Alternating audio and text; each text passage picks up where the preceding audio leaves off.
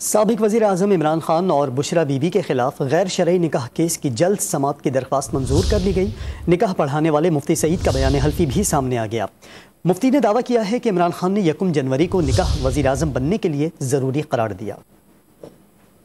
Chairman P T I Imran Khan اور بشرا be be کا نکاح پڑھانے والے مفتی سعید نے اسلام آباد کی ڈسٹرکٹ اینڈ سیشن عدالت میں بیان قلم بند کرا دیا۔ مفتی سعید نے دعویٰ کیا ہے کہ 1 جنوری 2018 کو عمران خان اور بشرا بی بی کا نکاح پڑھایا۔ عمران خان نے فروری 2018 میں دوبارہ رابطہ کیا اور درخواست کی کہ بشرا بی بی سے دوبارہ نکاح پڑھوانا ہے۔ پہلے نکاح کے وقت بشرا بی بی کا عدت کا دورانیہ مکمل نہیں ہوا۔ بشرا بی بی کو 2017 میں طلاق ہوئی تھی۔ مفتی سعید نے یہ بھی دعویٰ کیا کہ عمران خان نے انہیں بتایا بشرا بی بی سے نکاح کرنے پر وہ وزیر اعظم بن جائیں گے۔ بشرا بی بی سے پہلا نکاح غیر شرعی تھا۔ دیگر ذرائع سے بھی اور میڈیا سے بھی معلوم ہوا کہ جو مجھ سے کہا گیا تھا وہ درست نہیں تھا، تو شرعی اعتبار سے یہ نکاح فاسد ہوا۔